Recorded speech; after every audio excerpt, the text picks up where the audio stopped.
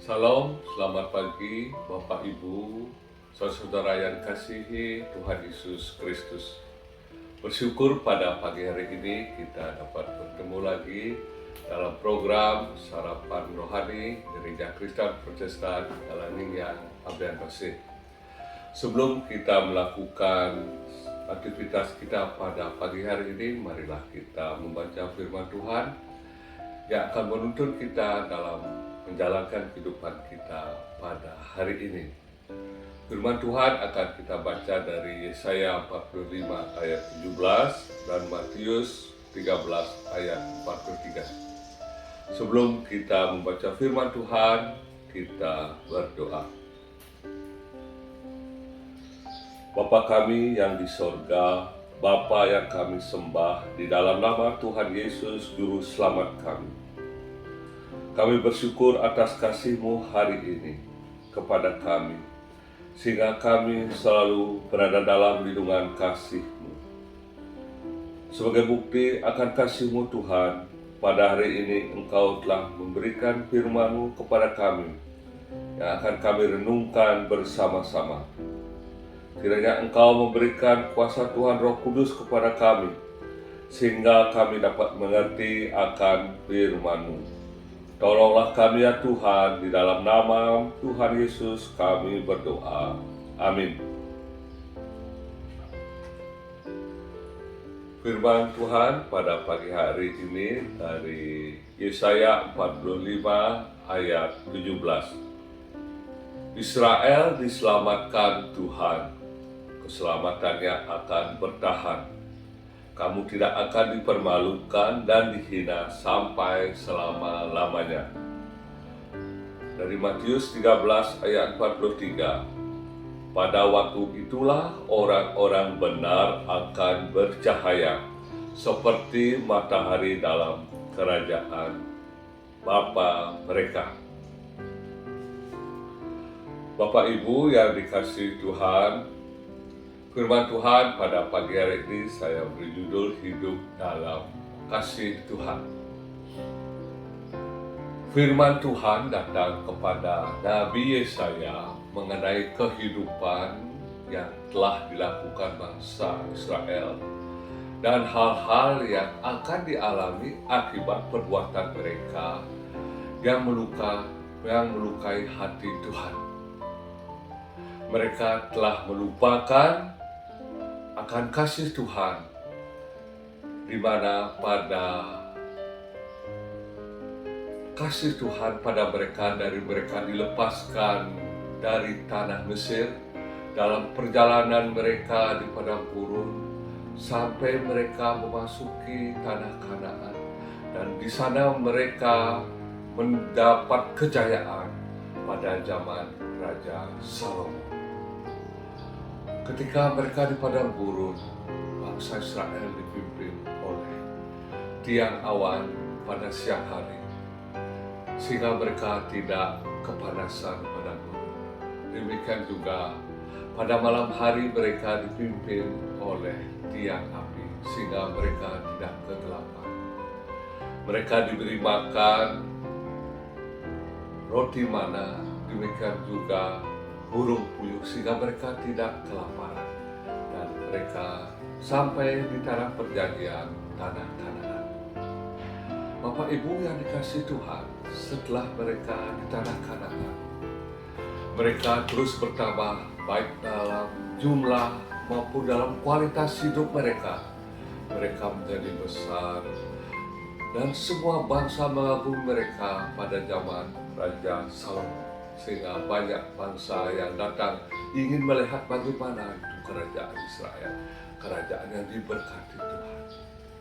Tetapi Bapak Ibu yang dikasihi Tuhan, kemudian mereka menjadi sombong di hadapan Tuhan.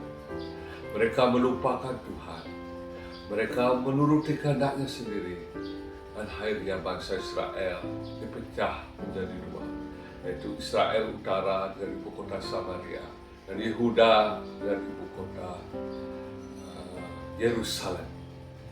Bapak Ibu yang dikasihi Tuhan, Demikian juga pada saat itu, para raja, para imam, dan nabi-nabi mereka mengelola pemerintahan, mengelola kehidupan keagamaan hanya untuk kepentingan mereka, sehingga rakyat kehilangan gembalanya, dan akhirnya mereka pun berbuat demikian, dan perbuatan mereka sangat menyakiti hati Tuhan. Bapak Ibu yang dikasihi Tuhan, akhirnya Tuhan mendatangkan bangsa-bangsa besar yang ada di sekitar mereka, yaitu bangsa Asyur, bangsa Babel, untuk menjajah mereka, untuk memecah-mecah mereka, menghancurkan mereka, bahkan mereka dibuang sebagai seorang hamba, baik ke Babel maupun ke daerah-daerah sekitarnya. Bapak Ibu yang dikasihi Tuhan, apakah Tuhan membiarkan mereka terus sebagai seorang hamba? Tuhan itu kasih akan anak-anaknya. Dia ingat akan perjanjiannya.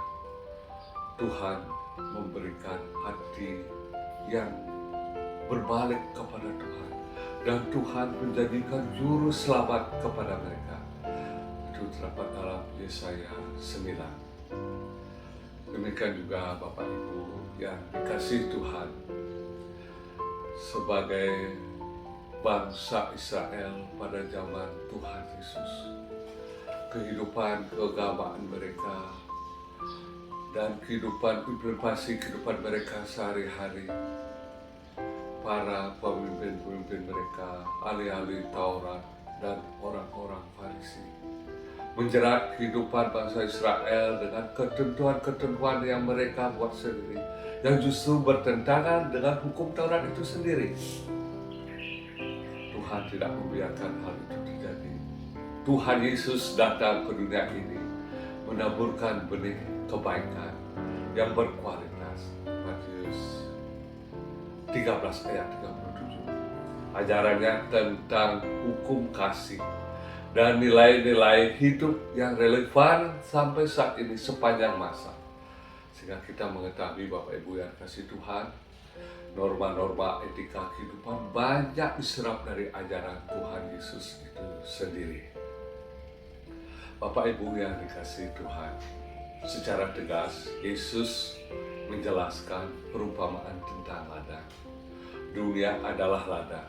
Anak manusia menaburkan benih demi kehidupan dan keselamatan untuk kita umat manusia.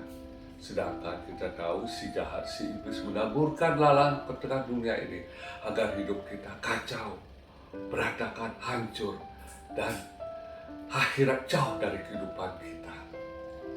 Karena itu Yesus mengingatkan kepada para murid dan orang-orang yang mengikuti beliau saat itu agar tetap waspada kepada si jahat itu.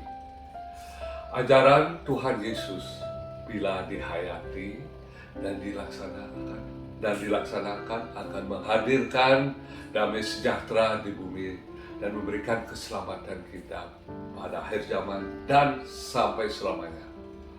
Pada waktu itulah orang-orang benar akan bercahaya seperti matahari dalam kerajaan Bapa mereka, yaitu kerajaan Bapa di sorga. Doa adalah kekuatan membangun kesadaran dan perlindungan terhadap segala godaan si jahat.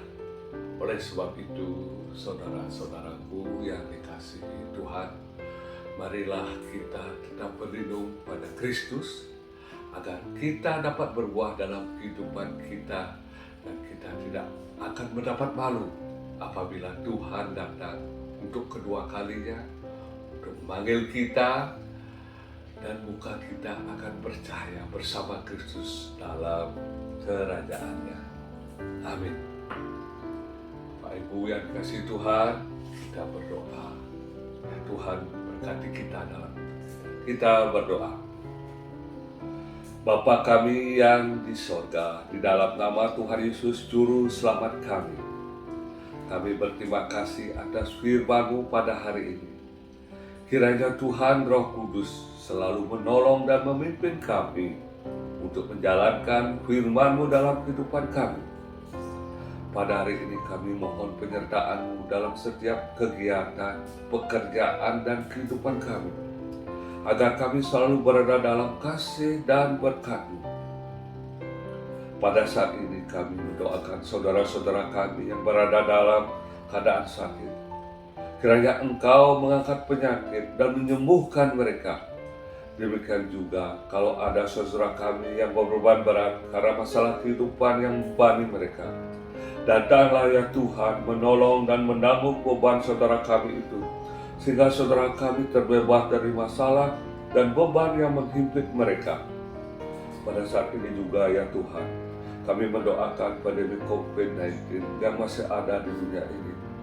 Kami mohon kiranya Engkau mengusir pandemi ini ya Tuhan.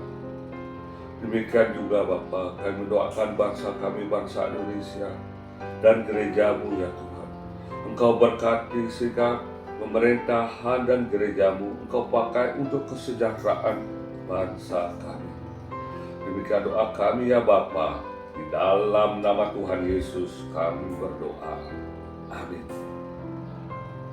Bapak Ibu yang dikasihi Tuhan, saudara-saudaraku, demikian sarapan rohani pagi ini. Tuhan Yesus memberkati kita semua. Salam.